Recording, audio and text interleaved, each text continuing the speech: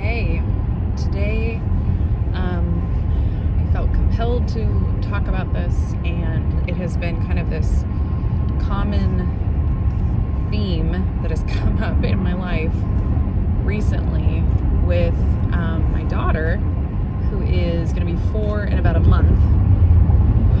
First of all, I cannot even that she's about to be 4. Oh, my mama heart.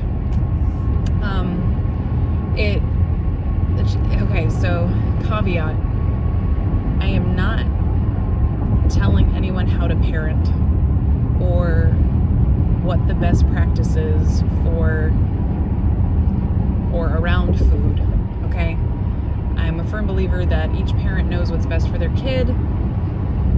Follow your gut, follow your intuition, communicate with people who help you raise your child, and be there for your kid. Listen to them, hear what they have to say. So I went to neurofeedback today, and we talked about it, how just body image in general plays into, it's so crazy because we always get on these big intense topics, and I don't know the first thing that instigates the conversation, but we end up, he's such an interesting guy, who I go to neurofeedback for, and he's just such a wealth of knowledge that I really like to pick his brain about things. Anyhow, so we were talking about body image, and specifically he works with a lot of young men for multiple reasons throughout his career, and we were talking about how really early on in childhood, how we start getting information about our bodies, right? As far as what we hear from society, from our community, from our families, from our parents, from our friends, all of these things. This topic came up also when my author friend Giselle and I were discussing, we did an Instagram live, and we were talking about Glennon Doyle's book Untamed, and how there was this story about, she was sharing this anecdote within the book about, I believe it was her daughter, definitely paraphrasing, where there were a group of preteens hanging out, and how I believe Glennon went in and said, "Does anybody want a snack?" And how the boys were like, "I do," or "No, thanks, I'm good." And how the girls were quiet and didn't say anything, and looked at each other before they said anything. And there was just something so heartbreaking about that, and so relatable about that. How it was looking for permission to be hungry, looking for validation that snacking is okay, and I'm not going to be judged, and if you're hungry, I'm hungry, and just the core issue with that. So back to talking about it today, how Andrew and I have really been talking with each other, and so and I think a lot of toddlers are this way. They get picky, where in infancy and being a really young toddler, not picky at all. Liv used to love zucchini noodles. I would make them all the time. Now she wouldn't touch them with a 10-foot pole. So curiosity about food, fantastic. And I know all about, offering something so many times and in a variety of different ways so that they can, grow accustomed to it. And how obvious, addictive foods, highly processed, highly refined sugars, those are always going to be preferred to other things once they're introduced. And so it's this balance of being a realist in the world today, and trying to do what's best for your kid, and making sure that they are fed, and that they have energy to do what kids want to do, and that they're not at a deficit as far as nutrition is concerned, and all the nutrients and vitamins and everything they need. But we talked about how as babies, as tiny little infants,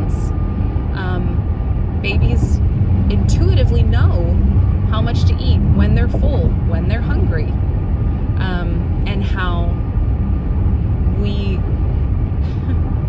train them not to be that way. And I also found that very heartbreaking. Andrew and I have been working really hard to help nurture Olivia's intuition in that way.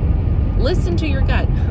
Literally, figuratively, all the things, right? Like, when she tells us she's full, she's full. I don't want to continue to be like, okay, but 2 more bites of eggs because protein. Like,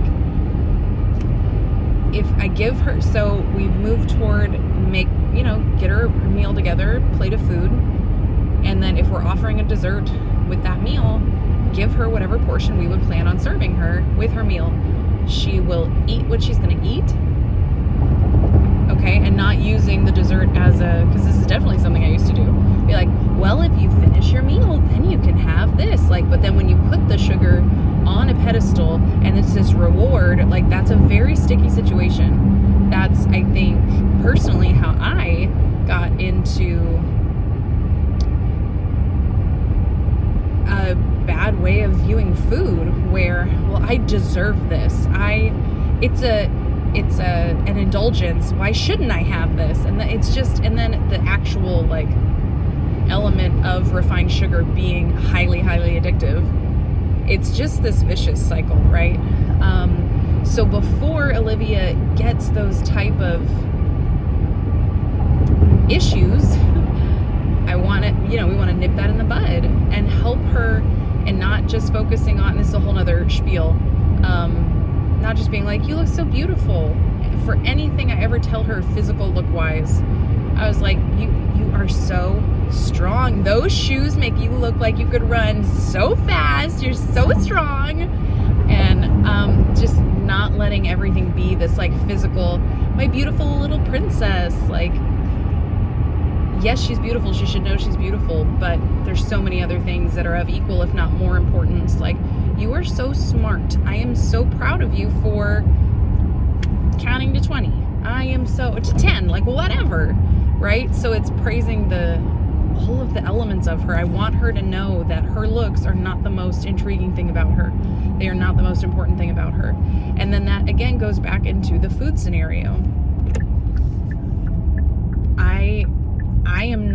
I should not be dictating how much she eats. So we're changing the discussion around food. We're saying, this is what's on the menu. This is your meal. Whatever's on your plate is what you have to eat, and eat as much of whatever part of it as you want. Because like, today he was discussing with me, at Neurofeedback, how,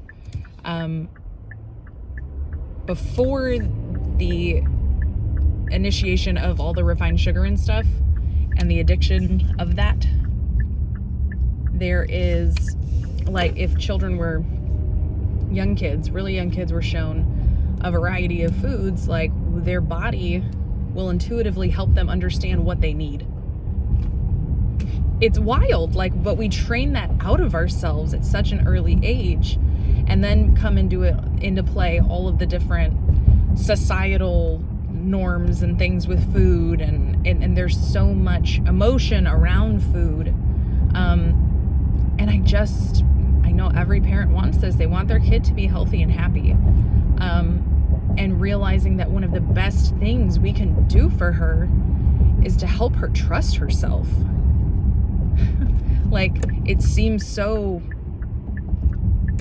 like elementary, but it's something that, like, I haven't always trusted myself around food. If my body tells me it's hungry, but I felt awkward about, like, needing food when no one else said they were hungry, I was like, oh, I'll just not listen to that. I'll just be hungry. It's fine. I'm fine. Like, why? And I know it's a compounded issue of lots of different things, for sure, right? And then he also was telling me about how, really, like, now that she's gonna be 4, he's like, probably at this age, letting her obviously help make things as much as we can so that she has a hand in it. But then also, when we're making her plate, be like, how much of this would you like? Scoop a little bit. Would you like some more? And then, like, let her help figure out how much of it she wants.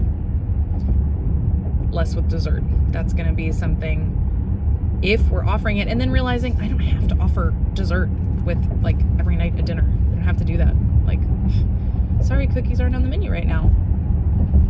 And it's such a hot topic, definitely, because a lot of us were raised with like, you need to be part of the clean plate club. There are starving kids in China. There are like, you should be grateful by consuming everything on your plate. But that's been dictated, like even 3 meals a day. Like this was something that Industrial Revolution wise made sense for factories, like, and when they could eat. So it's just like, so much has been dictated to us, and yet our bodies know what they need and really when they need it.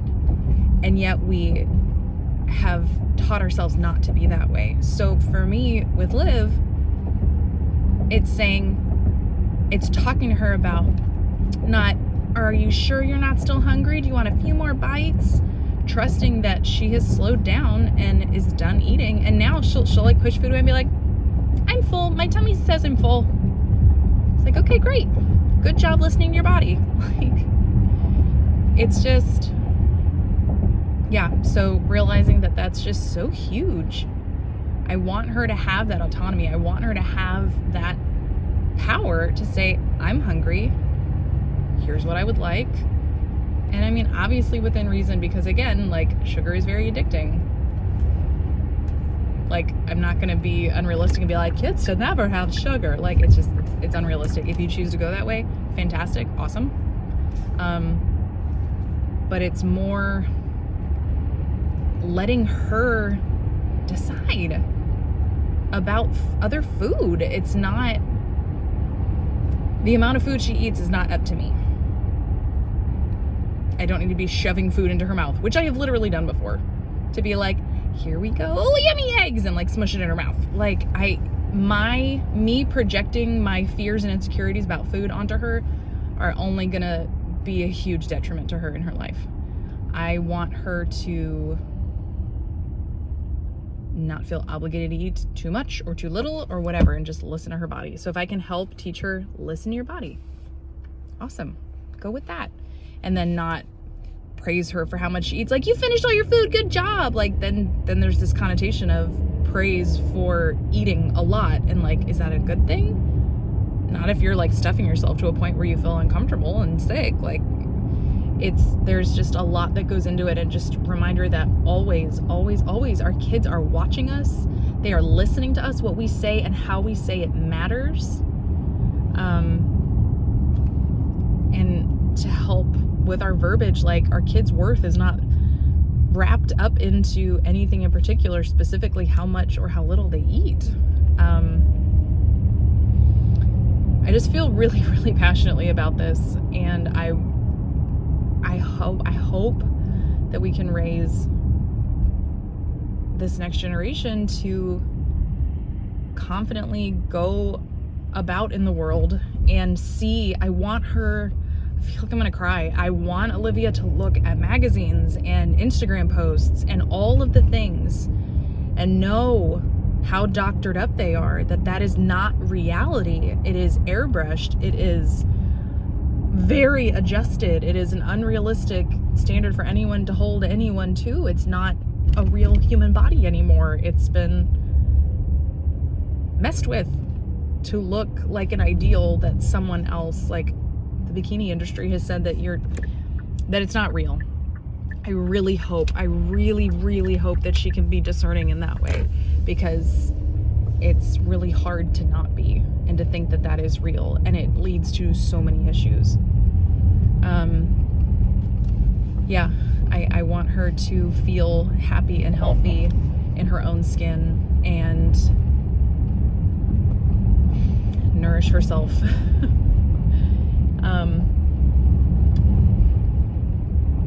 Yeah, it's a lot. It is a lot. It's a lot of, I feel like now as an adult, I'm having to undo a lot of, issues with self-image, self-esteem, stuff that's wrapped around food, emotional eating and using it as a reward, and just lots of things. I'm right now studying for my certification as a nutrition coach, and just learning the basics of how our body works, and how you're never taught that as a kid, and how sad that makes me. Like, that's what health class should be about. It should be teaching us how carbohydrates and proteins and fats work in our body, and how those things make up what is in our body, and how our neurological functions work. And so much misinformation out there, because everybody's trying to sell something, right? And so being able to differentiate that. I'm 30, oh Lord, how old am I? 35, 36? I don't know. It doesn't matter. In my 30s, realizing and unpacking that, right? That should have been something that was done a long time ago, so that I could implement it all throughout my life, right? So, yeah. Changing the conversation around food with our kids. I think it's really important. Really, really important. And then remembering that they're listening, not talking about, oh my goodness, so-and-so gained a lot of weight. Ooh, they sure look fat. And not praising someone for being super skinny, right? Like, look how strong and healthy. Look how just the words we say matter. Not picking at ourselves in the mirror and being like sucking in and trying to like look a certain way.